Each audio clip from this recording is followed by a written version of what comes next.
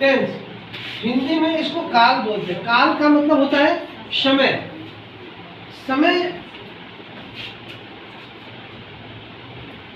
आज जो काम हो रहा है, जो हम कर रहे हैं, इसमें वर्तमान काल कहलाता है। जो हमने कर्ज गुजरे पिछले गुजरे करों में, तो इसको भूतकाल कहते हैं, और जो आने वाला समय है उसको भविष्यकाल कहते हैं। काल, टेंस।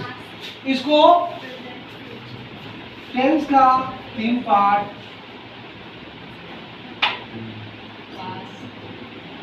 प्रेजेंट,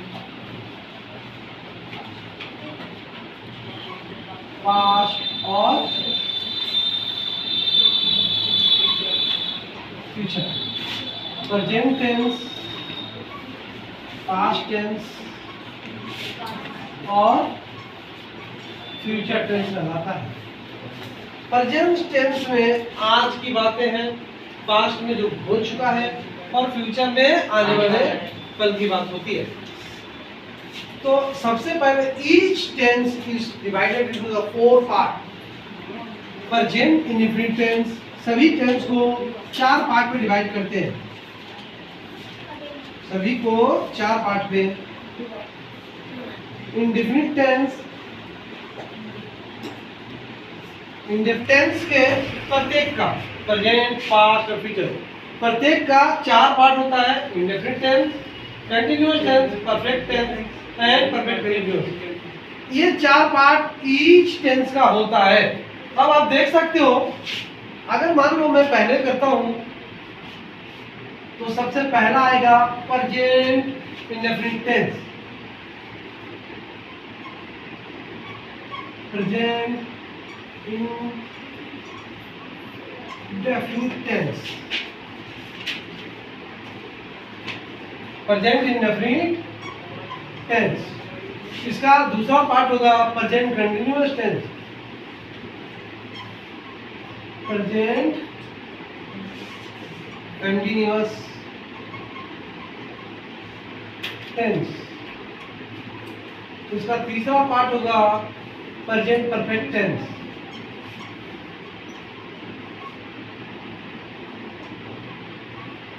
और इसका चौथा पार्ट होगा present perfect continuous tense. Present perfect continuous tense. इसी प्रकार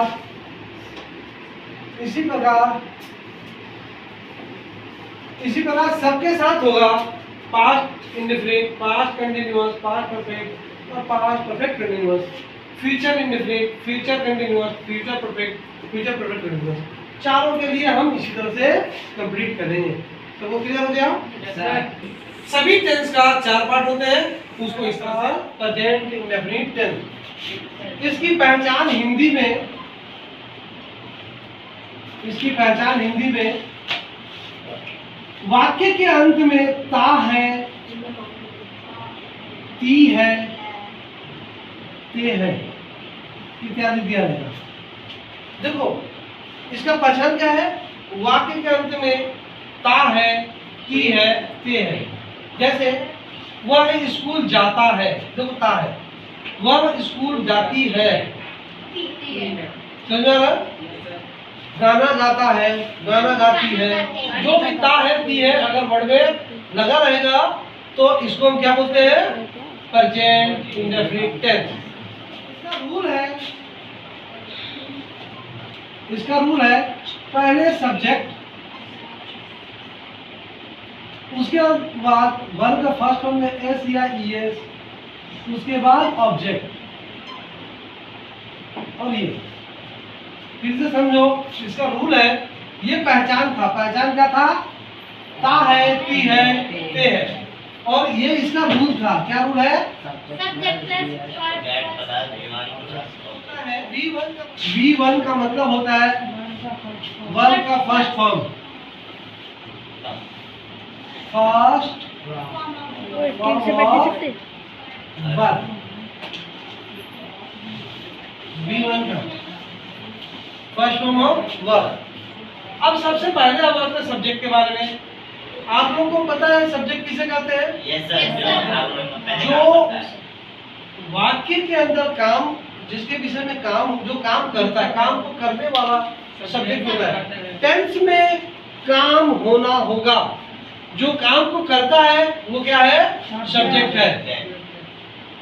जैसे राधा नाचती है तो नाचने का काम करता राधा, मोर नाचती है तो नाचने का मोर, तो वही उसका सब्जेक्ट होगा।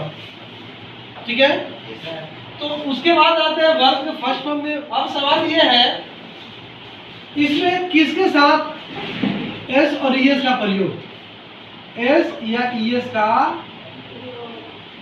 प्रयोग, यूज ऑफ एस और ईएस। सबसे पहले जब सब्जेक्ट ही, सी, इट तथा सिंगुलर नाउन हो तो इसके वर्ब के साथ एस या ईएस लगाते हैं। जब सब्जेक्ट ही, सी, इट तथा सिंगुलर नाउन कोई एक वचन हो तो एस और ईएस लगाते हैं। बताने जा रहा था, ध्यान रहे, एस और ईएस का प्रयोग करते समय केयरफुली इस बात को ध्यान रखना, एस और ईएस का प्रयोग करते समय केयरफुली इस बात का ध्यान रखना कि एस और ईएस का प्रयोग होगा या नहीं होगा। अगर प्रयोग करते समय आप ध्यान से देखना ईएस का प्रयोग कहाँ होता है, कहाँ नहीं होता है। जब हमारे पास सब्जेक्ट में ही, सी, इट और सिंगुलर नाउन हो तभी ईएस का प्रयोग करेंगे, नहीं तो अगर सेकंड पार्ट में जब सब्जेक्ट आई, वी, यू, दे तथा प्लूरल नाउन हो तो इसके वर्ब के साथ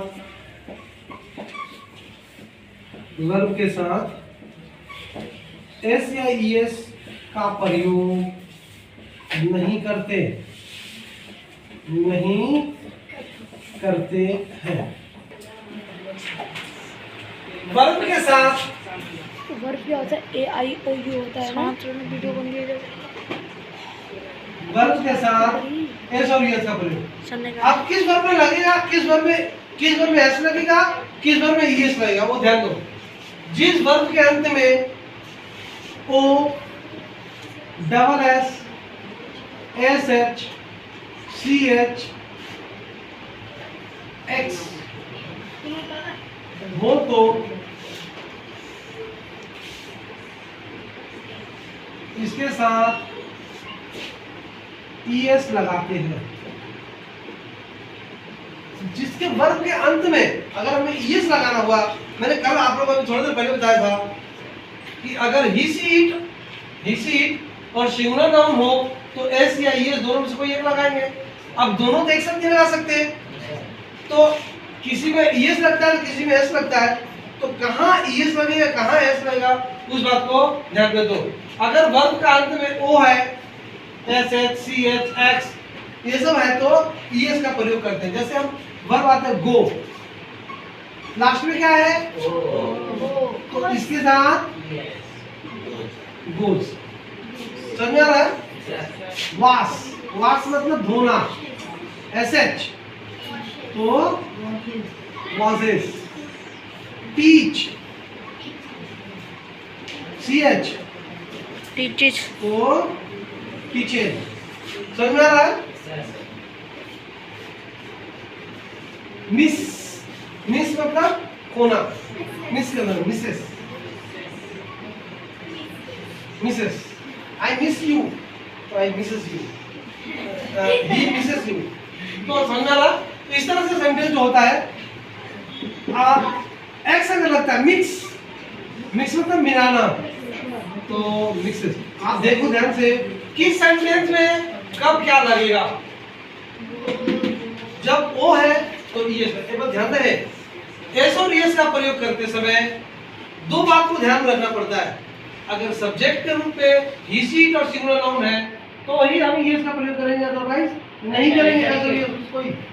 अब हम एज और ईएस का प्रयोग करते समय इस बात को ध्यान में रखेंगे कि इसके वर्ब के अंत में क्या है। अगर वर्ब के अंत में ये है तो ईएस का प्रयोग करेंगे, अदरवाइज नहीं करेंगे।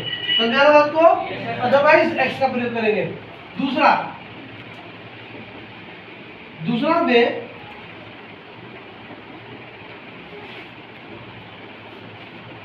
जिस वर्ब के अंत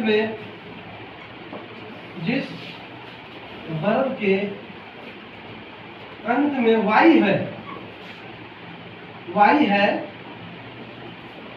तथा वाई से ठीक पहले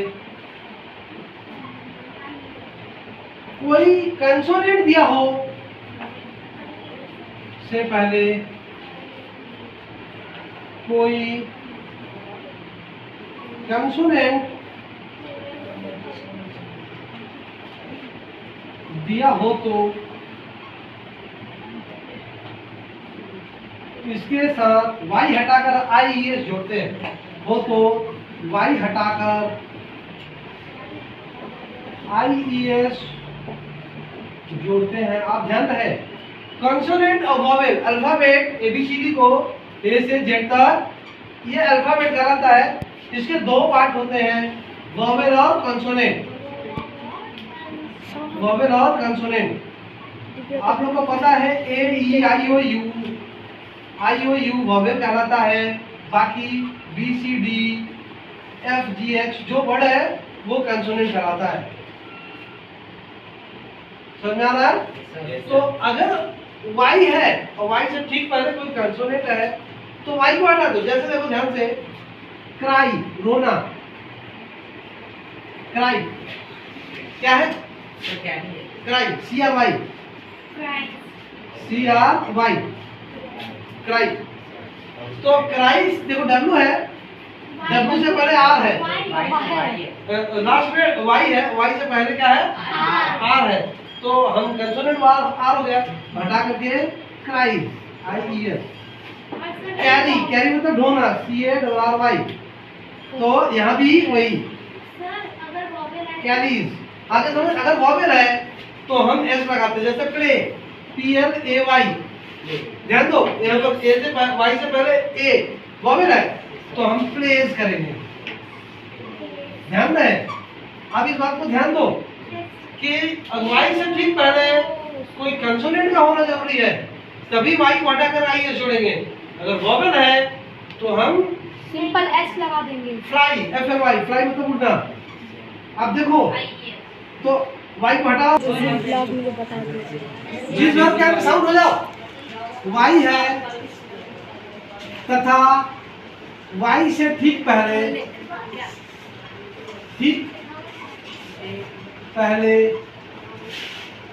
वोवेल हो तो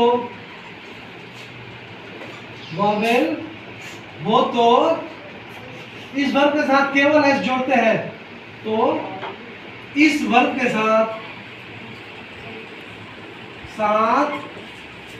केवल S लगाते हैं। ठीक है? एग्जाम्पल प्ले तो प्लेस। अब देखो Y से पहले A है, A एक वोवेल है तो केवल S लगा करके हमने क्या कर दिया? ठीक से नहीं लगता, S लगा दिए। आया समझ? प्ले मतलब खेलना। और भी इसी तरह से बहुत वर्ड होंगे जो हम वोवेल होगा Y से पहले तो हम क्या करेंगे? S लगा देंगे। और आखिरी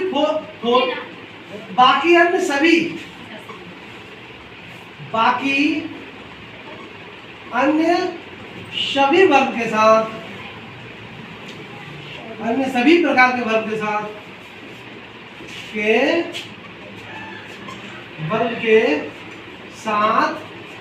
केवल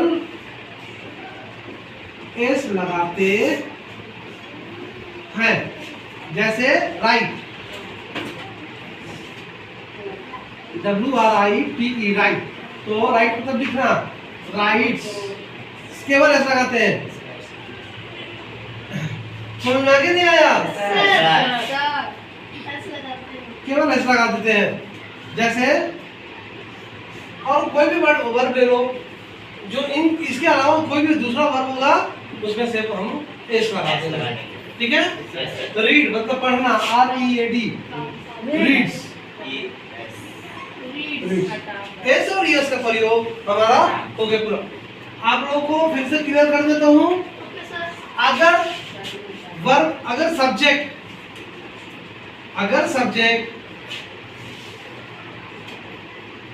he see it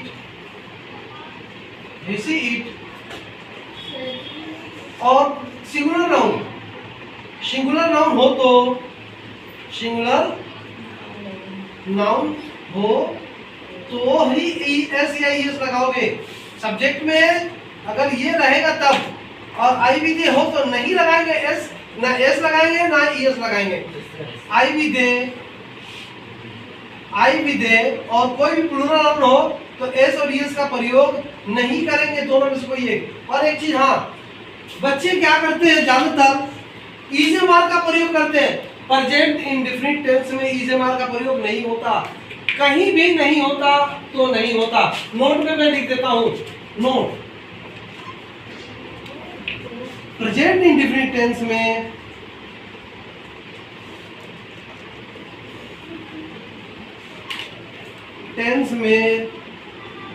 इजेमार का प्रयोग बिल्कुल नहीं किया जाता,